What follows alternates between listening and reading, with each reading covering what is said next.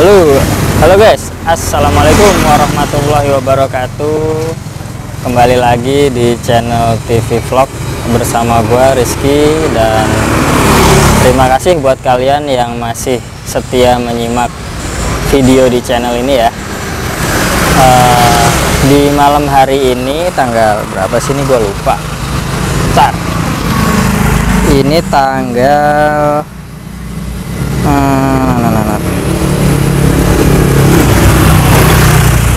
ini tanggal Selasa 20, nggak kelihatan lagi ya. Selasa tanggal 6 Juli ya, kelihatan nggak? Aduh, nggak kelihatan. Pokoknya ini tanggal Selasa 6 Juli jam 24.09 ya. Ini gue lagi di klinik Daan Mogot, klinik 24 jam Daan Mogot. Ini kondisi terkini, dan kalau dilihat di belakang masih ramai guys. Nyampe malam ini orang masih ngantri berobat.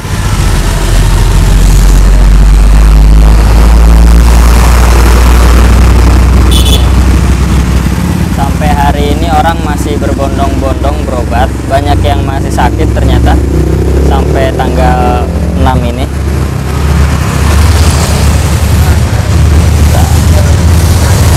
Ya, mudah-mudahan buat kalian yang sekarang masih sakit ya, cepat sembuh ya.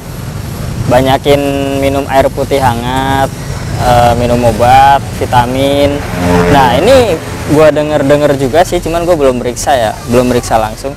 Katanya vitamin C1000 susu beruang itu sekarang langka banget di Alfamart, Indomaret, cuman gue belum ngecek sih. Pengen ngecek. Sekarang ini Indomaret, Alfamart udah tutup dari jam 8 karena pembatasan kegiatan ini selama corona ini. Kemarin itu gue tahu dari temen gue nyari susu beruang itu yang biasanya harganya 8.000, 7.000, 8.000, sekarang jadi 15 ribuan. Itu di Tokopedia kemarin lihatnya. Cuman nggak tahu sih, gue nggak beli susu beruang gitu sih, karena gue juga kurang demen sih susu beruang gitu, karena nggak ada rasanya, tawar. Kita nggak usah banyak bacot, sekarang kita lihat aja ya kondisi di klinik Daan Mogot ini ya.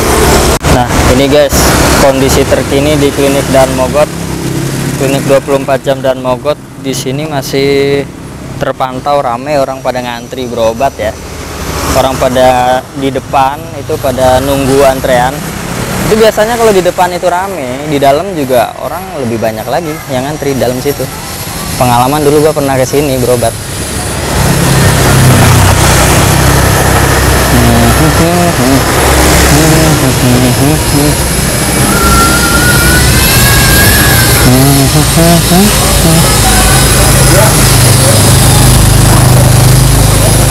Gue sebenarnya agak miris sih kalau ngelihat warga Jakarta ini pada sakit gitu ya, muka pada murung gitu, pada sakit, nggak bersemangat gitu, makan nggak selera gitu ya.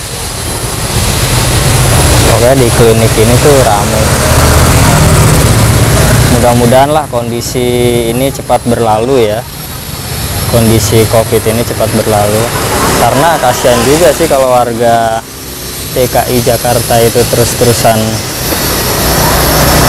kena COVID ini. Ya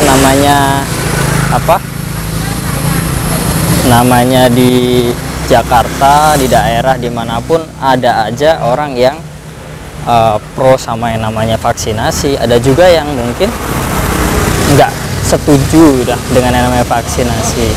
Tergantung pilihan kita masing-masing sih. Yang mau divaksin silahkan, yang nggak mau divaksin ya mungkin punya alasan tersendiri kenapa dia nggak mau divaksin ya. Di sini pokoknya kita berusaha bersikap netral aja sih, nggak mau memihak. Nah, ini orang baru datang lagi nih mau berobat nih, baju kuning ini nih, bapak-bapak nih. Di sini sebenarnya gue pengen wawancara orang, cuman kayaknya orang lagi pada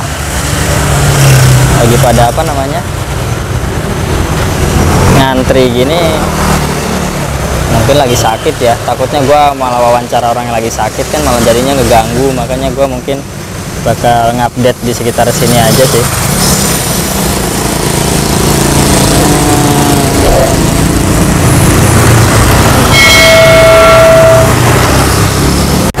Ya, halo guys. Nah, di saat klinik 24 jam dan Mogot yang tadi rame, justru ini klinik Sari Agung tempat gua berobat kemarin tutup. Udah dari 3-4 hari kemarin tutup nih. Nah, gua kemarin berobat di sini, itu dokternya itu meriksain dari jauh, sekitar jarak 2 meter. Dia nggak mau deket-deket sama orang sakit, dokternya. Nah, cuman yang lucu, gua nggak tahu sih kenapa ini dari 3 hari 4 hari kemarin tutup. Setiap gua lewat sini, biasanya orang jam segini pada ngantri nih. Kemarin-kemarin itu, apa mungkin dokternya sakit ya? Jangan-jangan ya, karena sering berinteraksi sama pasien ya. Nah, ini udah dari 3 hari 4 hari tutup nih. Di situ sih ada. Gua nggak tahu di sini ada CCTV apa enggak ya. Namanya klinik, nggak kelihatan, klinik Sari Agung. Nah, biasanya jam 8 sampai jam 10, sementara ini aja baru jam 8, tapi di sini emang tutup tulisannya.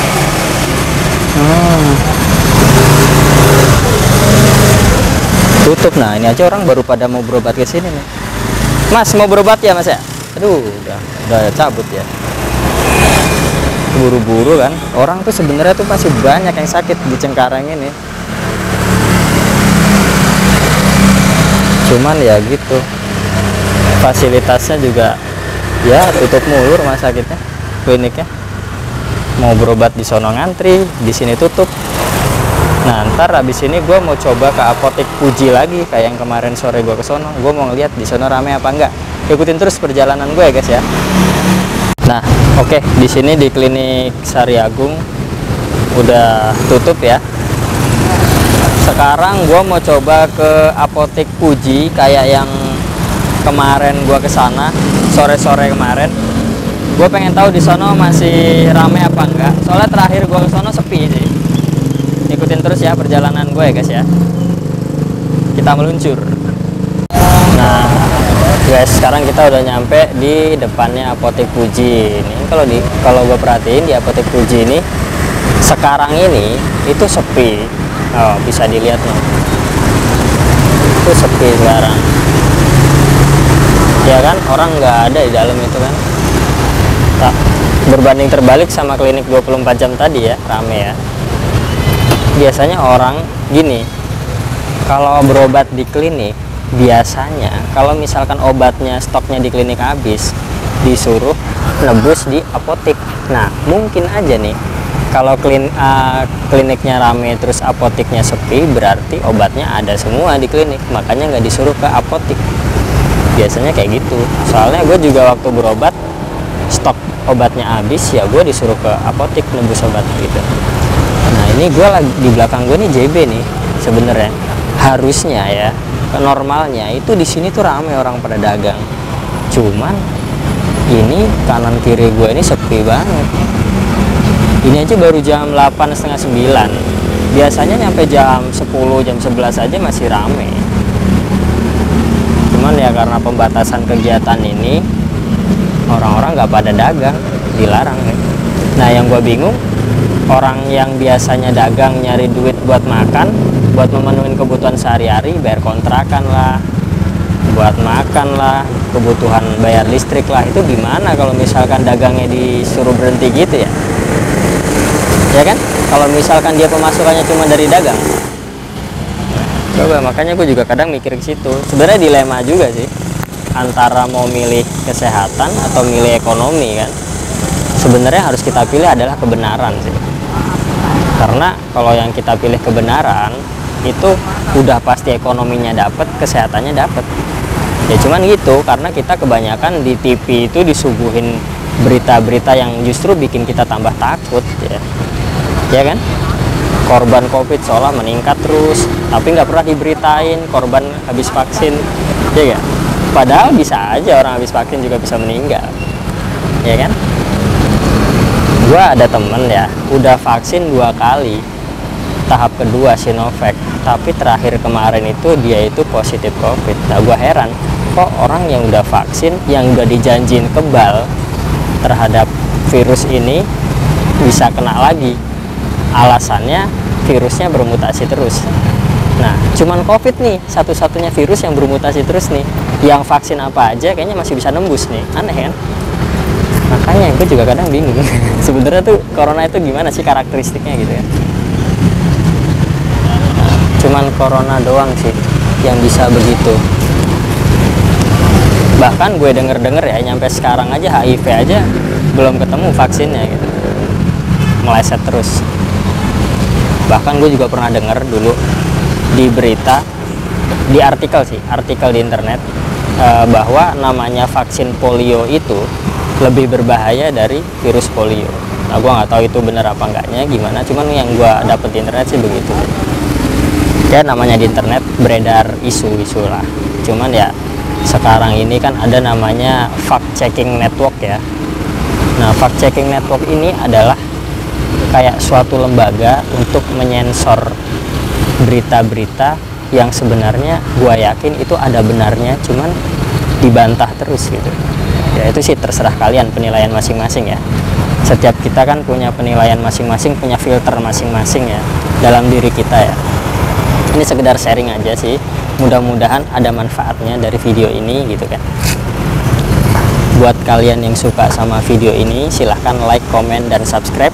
Di sini juga ada Instagram gua ya, bisa di follow Instagram gua.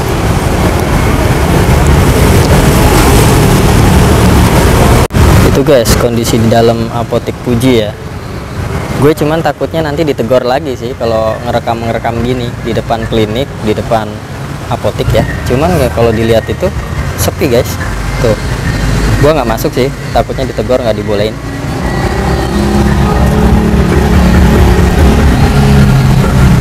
Tapi yang jelas sih kemarin waktu gue ngantri obat itu nyampe baris gitu. Cuman ini enggak. Udah mulai. Nah ini biasanya ya di pinggir jalan ini nih orang pada rame dagang, tau, dagang bakso, dagang pakaian, dagang sendal, sepatu. Cuman sepanjang jalan ini sepi sekarang. Gue nggak tahu sih dari kapan ya, cuman kayaknya udah ada seminggu lebih sih. Kalau misalkan kayak gini terus ya orang ya pada bangkrut gitu. Orang dapat duit dari mana lagi kalau bukan dari dagang ya.